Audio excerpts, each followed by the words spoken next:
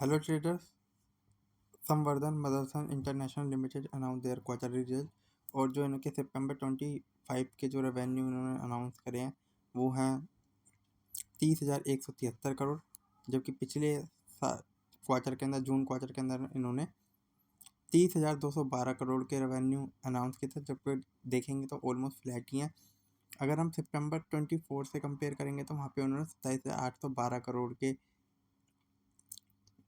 Revenue announce करे थे। तो अगर हम देखें तो इनका वाई इनका रेवेन्यू के अंदर अप है, जो कि 10% से ज़्यादा है। और क्यू देखेंगे तो ऑलमोस्ट फ्लैट है, मे बी डिक्लाइन होगा माइनर सा। और अगर हम इनके मार्जिन्स के ऊपर जाएं, इनके मार्जिन हमेशा 8 to 9 10 के आसपास ही रहते हैं, तो सेम वैसा ही है।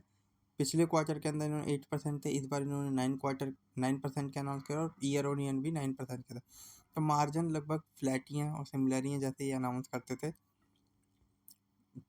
और अगर हम इनके नेट प्रॉफिट के ऊपर आते हैं तो इनका नेट प्रॉफिट 846 करोड़ का, जो कि पिछले क्वार्टर के हिसाब से 240 करोड़ रुपए का इंक्रीमेंट है। और अगर हम वाई देखेंगे तो वहाँ पे थोड़ा सा डिक्लाइन है 100 करोड़ का। तो अगर हम इस स्टॉक के चार्ट पैटर्न को देखें तो जो कि काफ़ी इंटरेस्टिंग मुझे नज़र आता है, ऐसा इसलिए क्योंकि इस कंपनी ने जो अपने रेवेन्यू अनाउंस करे हैं वो तो ऑलमोस्ट लगभग हाईएस्ट एवर क्वार्टर वाले अनाउंस कर दिए हैं। जैसे कि पिछले क्वार्टर के अंदर 30,000 थे, इस बार भी 30,000 है। बट प्रॉफिट और मार्जिन लगभग फ्लैट से ही नज़र आते हैं। बट इसका स्टॉक का जो चार्ट पैटर्न है वो इंटरेस्टिंग दिखता है। अगर थोड़े से लेवल के लिए देखें तो ये स्टॉक आज 100 रुपये के आसपास, 109 रुपये के आसपास ट्रेड हो रहा है। तो जो कि है कि यहाँ पे कि डब्लू पैटर्न सा बनाता हुआ जा रहा है। एक तो ये है, और ये डब्लू बनते ही अपने ऊपर के लेवल के लिए जाएगा।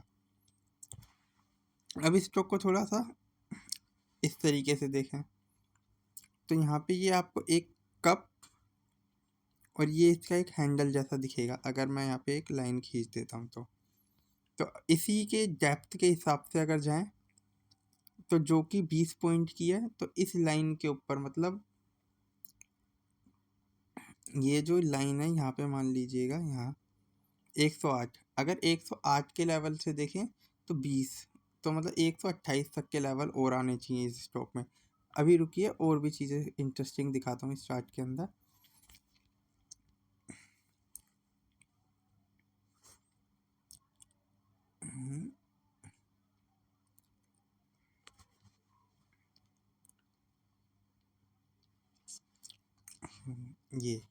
ये स्टॉक अपने यहाँ पे लो बनाया, यहाँ पे हाई बनाया, फिर इसने एक लो यहाँ बनाया, फिर उसका एक और लो बनाया, ये यहाँ से यूँ आया। मीन्स ऐसे देखिए, ये एक अपसाइड, ये एक डाउन साइड, फिर ये एक अपसाइड, अब ये डाउन, फिर अब ये अप साइड के लिए जाना चाहिए यहाँ से डब्लू बनाता हुआ। बट इसको और अच्छे लेवल पे देखते हैं थोड़ा सा जूम करके। ये स्टॉक अपने 140 के लेवल पे ट्रेड हो रहा था यहाँ पे ये 140 के लेवल पे था। अब ये यहाँ से कुछ इस तरीके का चाह रहा है और ये यूं जा रहा है। अब ये यहाँ से ऊपर के लिए निकल जाना चाहिए।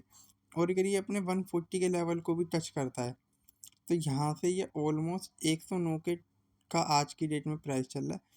तो यहाँ से 31 के आसपास यहाँ से भी मतलब ये आपको 20 to 25% की अपॉर्चुनिटी दे सकता है। कोई बाइंग और सेलिंग रिकमेंडेशन नहीं है, स्टॉक तो नीचे भी गिर सकता है, इसमें कोई डाउट नहीं है। बट अगर आप अभी आइशर के जैसे मैंने रिजल्ट देखे जो कि काफ़ी अच्छे थे, और अशोक लीलैंड करके एक कंपनी है कमर्शियल व्हीकल के अंदर, उनके भी रिजल्ट अच्छे थे। और जितने भी टू व्हीलर हैं, कमर्शियल मोटर है, ऑटो वाले स्टॉक है उनके तो ये कंपनी ऑटो एंसिलरीज में काम करती है, तो इनके पार्ट बिक रहे हैं, उधर गाड़ियाँ बिक रही हैं, तो ये पूरी एक तरीके से चेन कनेक्टेड है। तो इन फ्यूचर में भी इस कंपनी के रिजल्ट अच्छे आते हैं और ये अपने 140 तक के लेवल पे जाना चाहिए।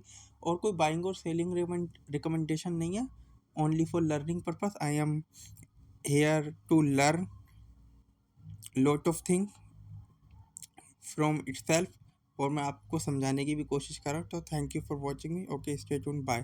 कोई बाइंग और सेलिंग रिकमेंडेशन नहीं है। Okay, bye.